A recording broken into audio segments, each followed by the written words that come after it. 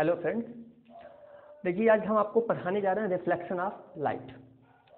Reflection of light आज की topic हम आपको यही पढ़ाने जा रहे हैं, तो वीडियो को पूरा देखिए बिना स्किप किए। पहला फर्स्ट टर्म ये है कि लाइट क्या होती है। What is light? Light is a form of energy which help us to see any object. Light क्या होती है? एक प्रकार की एनर्जी है, इलेक्ट्रोमैग्नेटिक वेव है, जो हमें ये दिखाती है कि ऑब्जेक्ट हमको दिखाई देता है या फिर ऑब्जेक्ट न दिखाई देता है। इसका एक रीजन है, वो है लाइट। सपोज दैट आप एक अंधेरे कमरे में बंद हैं, कंप्लीटली क्लोज्ड डार्क रूम, तो कोई भी चीज़ आपको दिखाई नहीं देती है, कुछ भी दिखाई नहीं देता है। लेकिन जैसे ही वहाँ पर किसी प्रकार की कोई भी लाइट, रोशनी, चाहे वो टॉर्च की हो या कैंडल्स की हो या लाइट की हो या बल्ब की हो या थंडर हो या मून की लाइट हो, किसी की भी लाइट हो, तो वो चीज़ें आपको जैसी लाइट होगी वैसे वैसे दिखना शुरू कर जाता है। तो light is a form of energy which help us to see any object. But हमें पढ़ना क्या है? Reflection of light. लाइट का एक कैरेक्टर जिसका नाम है रिफ्लेक्शन। रिफ्लेक्शन मतलब होता है परावर्तन। परावर्तन। तो अभी रिफ्लेक्शन क्या होता है हम आपको ये बताएंगे। रिफ्लेक्शन आपने देखा होगा अपने डेली लाइफ में, बहुत सारे रिफ्लेक्शन की एक्टिविटी होती रहती है। जैसे एक मूवी में, सलमान खान की मूवी में आपने देखा होगा वो शीशा को चमकाना, या आप अपने स्कूल में जब पढ़ने का मन नहीं करता, क्लास में बैठे रहते हैं, तो अपनी वॉच से, घड़ी से किसी के चेहरे पे आप वो चमकाते हैं, वो एक रिफ्लेक्शन है। वो रिफ्लेक्शन क्या होता है, कैसी उसकी एक्टिविटी होती है, वही रिफ्लेक्शन हम आपको पढ़ाने जा रहे हैं। तो इसकी बड़ी सिंपल सी डिफिनीशन है, the bouncing back of the light. The bouncing back of the light in the same medium is called reflection of light. Bouncing back, आना, टकराना और वापस जाना। यहाँ देखिए, हमने एक सरफेस ले लिया, प्लेन सरफेस, जिसके से लाइट ट्रेवल की। यहाँ से मान लीजिए ये आपका यहाँ से सोर्स है, सोर्स, इस सोर्स से लाइट इमिट हुई, रे वो आई, और आने के बाद इस सरफेस पे आके टकरा गई। ठीक है, ये नॉन ट्रांसपेरेंट मटेरियल है जिसमें लाइट आर पार नहीं निकल सकती, जैसे शीशा आपका मिरर। तो यहाँ पर आकर के वो टकरा गया। अब टकराने के बाद ये लाइट फिर क्या की है, उसी तरह से वापस उसी में चली गई है, उसी मीडियम में। तो इसी को बोलेंगे द बाउंसिंग। बाउंसिंग मतलब टकरा के वापस जाना। The bouncing back of the light in the same medium is called reflection of light. या ऐसे भी बोल सकते हो, the sending back of the light in the same medium after striking a plane surface. The sending back of the light in the same medium after striking a plane surface is called reflection of light. आई, टकराई और वापस उसी medium में गई, इसी को बोलते हैं रिफ्लेक्शन ऑफ लाइट। क्या देखिए, लाइट आई, टकराई और वापस वहीं पर चली गई उसी मीडियम में, तो क्या कहलाएगा? जैसे वो सन से रे आती है, घड़ी पे पड़ी, टकराई, तो घड़ी के आर पार नहीं जाएगी। टकराने के बाद जिस दिशा में आप उसको मूव करोगे, जैसे टीचर के चेहरे पे, किसी स्टूडेंट के चेहरे पे, तो ये होता है ना, ये रिफ्लेक्शन। इसी को यूं आई, टकराई और वापस चली गई, it's called reflection of light. कुछ इंपॉर्टेंट टर्म्स उसमें होते हैं। जो लाइट आती है, जो फर्स्ट रे होती है, जो स्ट्राइक करती है, उसे बोलते हैं इंसिडेंट। Incident ray. देखिए, इंसिडेंट रे, इंसिडेंट। और जो टकरा के वापस जाती है उसे बोलते हैं रिफ्लेक्टेड रे। इसको दिमाग में बिल्कुल रख लीजिए। आने वाली रे को इंसिडेंट रे बोलते हैं, और जो टकरा के वापस जाती है, सेकेंड रे जो होती है, उसे बोलते हैं रिफ्लेक्टेड रे। तीसरी चीज, जहां ये एक्टिविटी होती है, इसे बोलते हैं point of incidence.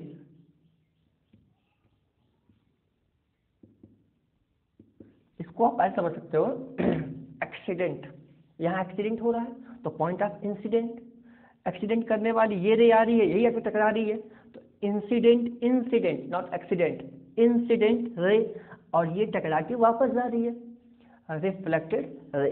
Point of incidence पे हम एक लाइन ड्रॉ करते हैं, बिल्कुल परपेंडिकुलर, सरफेस के बिल्कुल परपेंडिकुलर। यहाँ से ये पूरा एंगल 90 बनेगा, जिसको हम बोलते हैं नॉर्मल, है ना नॉर्मल।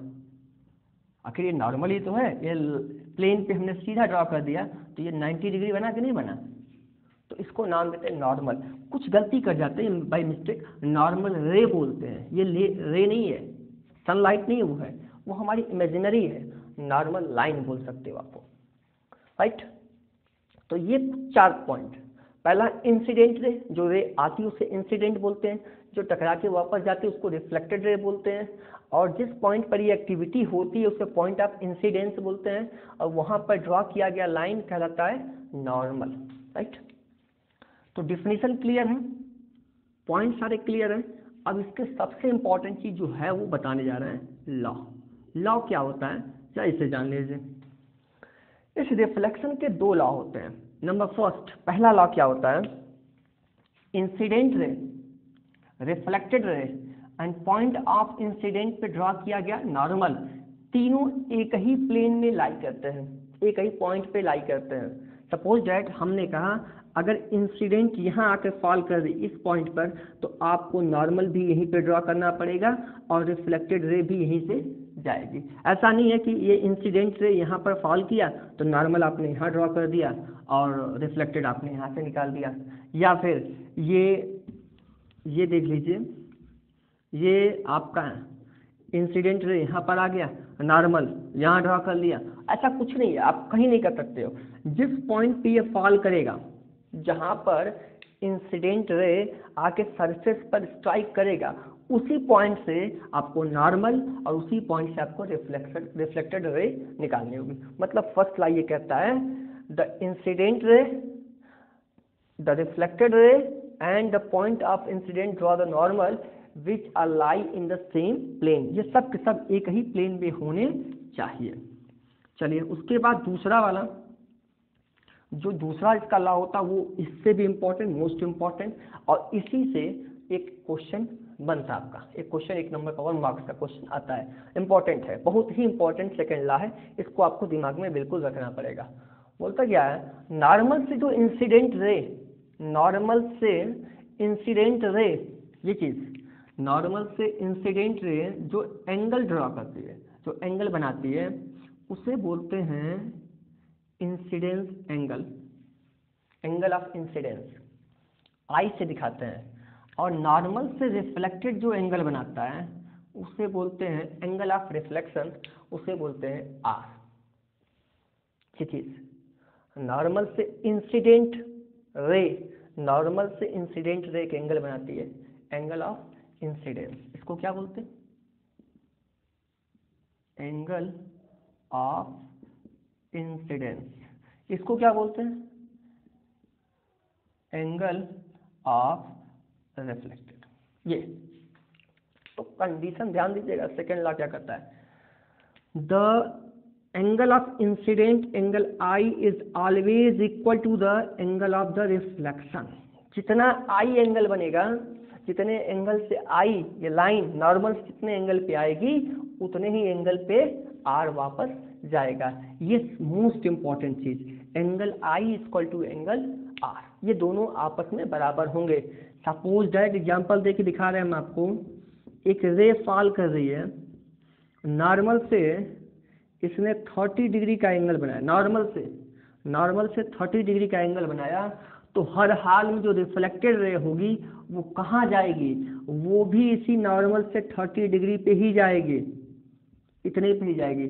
ऐसा नहीं है कि ये इंसिडेंट एंगल 30 पे आया तो रिफ्लेक्टेड सीधा निकल जाएगी 90 पे, ये ऐसे चली जाएगी 60 पे, ऐसे चली जाएगी 120 पे, ऐसा कुछ नहीं है।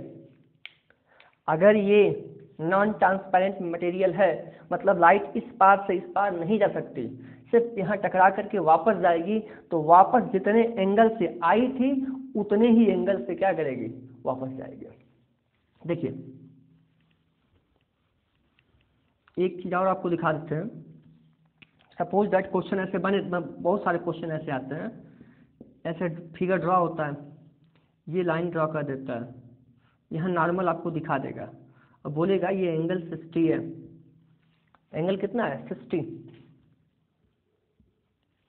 60 एंगल है और पूछेगा कि रिफ्लेक्टेड रे कहाँ होगी और उसका एंगल क्या होगा, तो आप ये रूल याद कर लीजिए, the angle of incident is always equal to the angle of reflection, that is i equal to r, जितना आई उतना आर। तो आई की वैल्यू कितनी यहाँ पर है 50, तो हर हाल में आर भी कितने एंगल पे होगा 60 एंगल पे ही होगा, यही इसका है। तो रिफ्लेक्शन ऑफ लाइट बहुत टफ टॉपिक नहीं, बहुत इजी टॉपिक है और इसमें से कुछ क्वेश्चन पूछे जाते हैं। जैसे आपको हम बता दें रिफ्लेक्शन ऑफ लाइट में सबसे इम्पोर्टेंट चीज़ क्या है कि रिफ्लेक्शन ऑफ लाइट में आपको ये चीज़ angle I equal to angle are, ये दिमाग में बिल्कुल बैठा लेना होगा। डेफिनेशन याद कर लीजिए इसका, the bouncing back of the light in the same medium is called reflection of light. उसके दो लॉ होते हैं, first law incident ray and reflected ray are lie in the same plane, ये सब एक ही प्लेन पे लाई करते हैं। दूसरी चीज the angle of incidence, the angle of incidence angle i is always equal to, always हमेशा हर वक्त किसी भी कंडीशन पे is always equal to the angle of reflection r, that is angle I equal to angle r. जितने पे आई होगा उतने पे आर होगा।